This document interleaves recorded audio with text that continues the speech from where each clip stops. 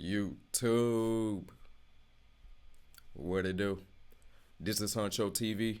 You now tuned in to my latest drop, and if you made it this far, go ahead and give yourself a pat on the back, and just know your time here is highly respected and greatly appreciated here on this channel. So without further ado, let's get into the video. You ever just sit in your car after a long day of deliveries and just sigh? People see gig work as quick cash, but they don't see the other side, like the stress, the burnout, the way it eats into your life. I've been doing this for a while now. DoorDash, Amazon Flex, Walmart Spark, and you know what I realized? The grind costs way more than it pays. Today I want to talk about what gig work is costing me, the part DoorDash drivers doesn't tell you. Hey y'all, I'm James Etta, just call me Jamie. Welcome back to another video. Hey y'all, happy Wednesday. Let's start with the obvious. Money. Gas, oil changes, maintenance, tires, that stuff add up quick. Everyone online says that you can make $200 a day. Stop the cap. But they don't mention that half of that disappears before it even reaches your account. Now, I can attest to this. I did do Uber Eats for a short amount of time, and what I realized, because it was just like some extra income, you know, not that I needed to do it, but what I realized was I found myself looking at what I was earning and automatically knowing that the first day that I was doing my runs, all of that shit went straight to my gas, bro. Like, I basically felt like that first day I was doing it, because I only did it for a couple hours. I wasn't like doing the shit full time like how she may be doing it or whatever the case may be. So I probably only did it for like 3 hours a day. But in that 3 hours, I knew if I was going to do it on a Monday for 3 hours, all of that money went straight to my gas. Dead ass. No ifs, ands, or buts about that shit. So I feel what she talking about. Days I look at my weekly total, subtract gas, and realize basically I just made $12 an hour. Then there's the part that nobody likes to talk about, taxes. The self-employment tax will humble you real quick. You think you hustling for freedom, and it just feels like you paying for that freedom. Now let's talk about the mental side of gig work. You always chasing that next ping, that next offer, that next bonus. And when the apps is quiet, it messes with your head. You sit there in the car, refreshing the screen, second guessing yourself, wondering if you should have taken that offer. You start questioning your worth based on the orders that popped up. I've had days where I just sit in the parking lot for 30 minutes just staring at the screen. No orders, no motivation, just exhaustion. Now, I've myself, like I said, for the short amount of time I did Uber Eats, I've experienced something very similar to what she's talking about right now. And I gotta say, that shit was not a good time. You know what I mean? Because, you know, I just wanted to make some extra money. But here I am sitting in a parking lot, burning my fucking gas up. You know what I mean? Wasting time, waiting for an order to come in. And then maybe 10-15 minutes go by, you finally get an order, and you see the price of the order, and you like, what the fuck is this? I sat in the parking lot for 15-20 minutes for a $5 delivery. Ain't that some bullshit? Then you gotta drive 15 fucking miles. Like, when I tell y'all this some bullshit, that shit ain't for the faint heart, man. That's all I'm gonna say. Now, see, other drivers talk about how much they made in a day, and I'm thinking to myself, damn, what am I doing wrong? But truthfully, they're not showing the whole story either.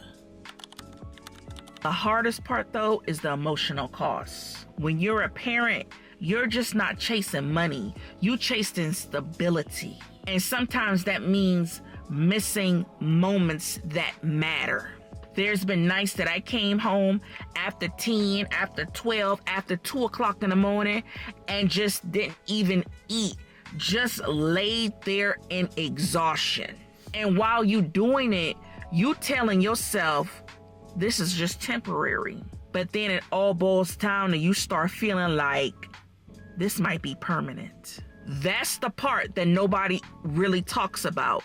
That's the part that nobody talks about, and how this can drain you if you don't set boundaries. But here's the thing, it's not all negative. This grind has taught me so much. I've learned how to manage money so much better, how to stay disciplined even when I'm tired, and how to keep moving forward no matter what. Gig work might be hard, but it also taught me patience, strength, and how to hustle for myself. It made me realize that this isn't just about working hard. It's about learning how to make the hustle work for you.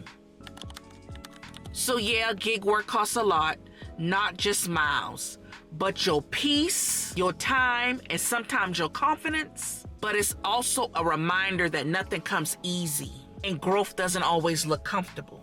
If you in this grind too, don't forget your why. Don't lose sight of yourself in the process. If this video hit home for you, go ahead and hit that like button because it helps more than you know. Comment down below and tell me the hardest part of gig work for you. All right. This is a interesting topic for me to speak on because, like I said, I tried doing the Uber Eats shit. You know what I mean? I did it for a very short amount of time, and to her point, she made a point earlier where she said you got to set boundaries. I 110% agree with her because when I got into it and I would do it like right after work, I was fucking going all in on it, you know what I mean? I was like, oh yeah, I'm finna run this up real quick, make some extra money, you know what I mean? Just have some extra bread, whatever the case may be. However, I found myself over a course of time, because I want to say I did it for 2 months maybe. By the end of the first month, I found myself going from 4 hours to 3 hours to fuck it, I'm gonna do it whenever I feel like doing the shit, right? And for me, at least, because like I said, it was just some extra income for me. It's not something that I had to solely rely on like this individual here. But back to the setting boundaries thing, for me, it just got to a point to where like she said, it became a mental game. I started seeing the cost. I started seeing the toll that it took on me mentally. And to elaborate on that a little bit more, I put quite a few miles on my fucking car in just a short amount of time. A very short amount of time. You know what I mean? And that's because you are constantly driving from point A to point B to point C, D, E, F, and so forth on, right? And at first I didn't really pay attention to it because I was just excited to, to run up some extra bread or whatever the case may be and do it on my own terms. You know what I mean? But as I started, rethinking my strategy and what I was really doing and shit, it started to hit home for me. I started putting hella fucking miles on my car. I needed an oil change like a fucking sap. Like, it was, to keep the shit frank, if I don't gotta do that shit, you won't catch me doing that shit. I'm just gonna keep that shit a bean with y'all. I tried it just because I wanted to try it and see how it is, and my own personal experience may be different from y'all's and a whole bunch of other people's. Like, she do it full time, you know what I mean? And if that's because she'd rather work for herself, then hats off to that sister, you know what I mean? Some people would rather be self-employed, but then you just have to make sure you stay on top of the taxes.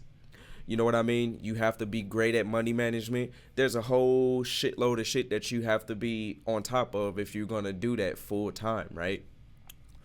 And it's not that I didn't want to take on the challenges of managing my money, doing my own taxes and shit like that. It was more so I just didn't like the fact that I was putting so many miles on my car in such a short amount of time. The offers that I was get was bullshit, and when I tell you fucking bullshit, oh my gosh, bro, that shit should be a crime what they fucking offer people. For me, I think the upside that I've experienced with that was it felt good to have that extra cash when it started flowing. Right, so after like the first 3 weeks, you know what I mean, I got the routine down. It was nice to have that extra cash in your bank account. You know what I mean, you get it sent straight to your bank account at the end of every fucking shift that you did or whatever the case may be. It was nice. Another thing that I found that it was very beneficial to me was I got to make extra money on my own terms. I didn't have nobody telling me when I had to get up and go to work, or I didn't have nobody breathing down my neck, making sure I did what I had to do. I just do it on my own fucking time. You know what I mean? It was very flexible. But those are the only two things that I saw beneficial, at least for myself. Right? So the situation or the experience may be different for a lot of people, but for me, like I said, I don't see myself doing that shit no more. Unless I really, really fucking need to. But I don't anticipate me having to need to do it because I feel like I have a pretty great career. And, I'd rather spend my time creating content and being a creative outside of my day career. You know what I mean? But y'all let me know what y'all think about this in the comment section. If y'all had some experiences doing, the whole rideshare, Uber Eats, Flex, Postmates, or whatever the case may be, let me know what y'all experiences in the comment section. I'm well open to hearing what y'all opinions is and y'all experiences on this. This is HxnchxTV. I'll see y'all in the next drop. Peace.